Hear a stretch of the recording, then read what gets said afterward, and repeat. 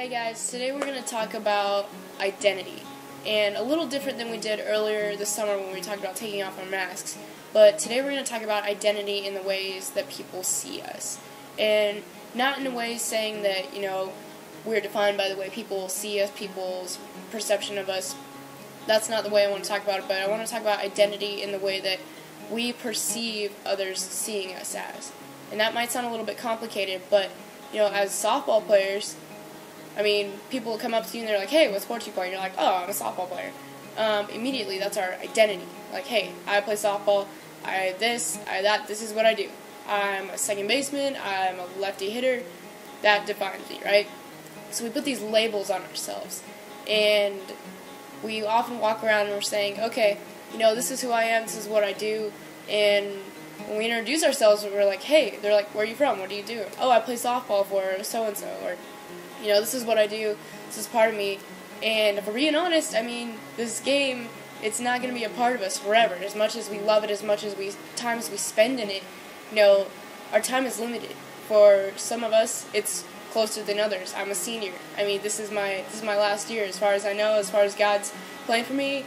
This is, my senior season for softball. So it's really scary to think about, what's life like after softball? Who am I going to be then? Like, what will people look at me and say, oh, well, what do you do? Well, I played softball once, that's kind of cool. But what exactly do we do when we don't have this, thing that takes up so much of our time and so much of our energy and so much of our passion? It can be scary to think of when you think of this game being, just suddenly gone. Once it's gone, then what? It's such a big part of us. How can we react? How can we adapt? How can we find our identity when we don't have something solid like, the sport to hold on to forever? And it's definitely scary. And a lot of the times I was talking to a fellow student athlete about this last week, and crazy how much we go through this and how many of us go through this, but we don't talk about it a lot because we're afraid of what people will think. We're afraid of, well, what if somebody knows I'm insecure about this? What if somebody knows that, I'm afraid of my future with this sport, or I'm afraid of, what people will think if, when I'm done or wherever I go with it, or what's going to happen. And we build up these insecurities and these walls that say, hey, I'm a softball player, I'm a basketball player, I'm a soccer player, I'm a football player, like, this is what I am. If I don't have that, who am I? Who am I? What? I don't know. There's no answer to that question. So this summer, God really challenged me with the same question. He's saying, hey, you say this doesn't define you, but you can talk the talk. Let's see if you can walk the walk. And, you can go through and say, oh, this doesn't define me, it's whatever. And, you start to think about life without it. It's a little more scary than you might think. Definitely, as we think as I think to my, this next fall, I'm like, okay, yeah, this is cool. I'm graduating college. Now what? That's weird for me. It's weird to say, my days are numbered, or this sport, or, this or that and the other, and it's crazy because you're like, well, what do people think of me then? And in the grand scheme of things, what does that even matter? But so many of us focus on how people react, or how people will look at us, or how people will see us. Imagine Peter. He's walking the streets, right? He walks with Jesus for 3 years. Jesus is crucified. All of a sudden, what's his identity? Hey, this lady sees him on the street. She goes, hey, weren't you that guy who was walking with that Jesus dude? Like, weren't you one of his, disciples or something? And he goes, no, what? I don't know what you're talking about. Not me, no.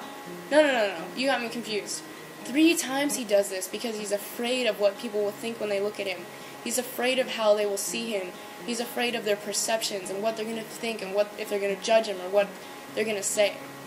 We get caught up in these identities and what we're supposed to be and what we're, this is what you are. You're a softball player, or this is what you are. You're a student. And, there are seasons in our lives, they change, they mold, we grow, we don't stay in the same place all the time. But when we get locked into these identities, it can be hard to break out. God sometimes will send us, hey, remember that this is not, you are in the world, you're not of the world, but, you You spend a lot of time with softball, but it's not your everything. You know, God is our everything. God is our our central focus. He's our everything, right? So when we find ourselves getting caught up in this time where we say, hey, softball, oh, it's my everything, I love it, I do it all the time, like, that's great. Softball's a great sport, and it's a great outlet for us to share our faith with Christ. But remember that God is the central focus, and God is the reason that we play, and He is the reason for our strength, the reason for our drive. I had a pastor come to our FCA. It was either my freshman or sophomore year, but he said something that really stuck with me. And his name is Cameron Reeves. He is one of the pastors at our churches here in Canyon, and really awesome to be able to spend time with him. And he said, okay, when you're having troubles with these identities, when you're having trouble figuring out, what is truth and what is a lie, sit there in peace and silence and say, all right, God, I need your help here. And just sit there and say, you are. And whatever God responds with, when He will be shocked how much He'll respond with, because, we can get caught up in these failures and these, successes, and that doesn't define us, right? Jesus is the one who defines us. So when we sit back and say, okay, God, who do you say that I am? And He'll just come at you with all of these things. You're my daughter of Christ. You are beautiful. You are perfect. You are wonderfully made. Like, He will just amaze you with what He says. And something I really encourage you to try, because it's definitely made an impact on my life. And especially when I'm struggling with my identity and things like this, it really helps to hear God's voice and to be reassured that our identity indeed does not lie in these worldly things, but in Christ alone.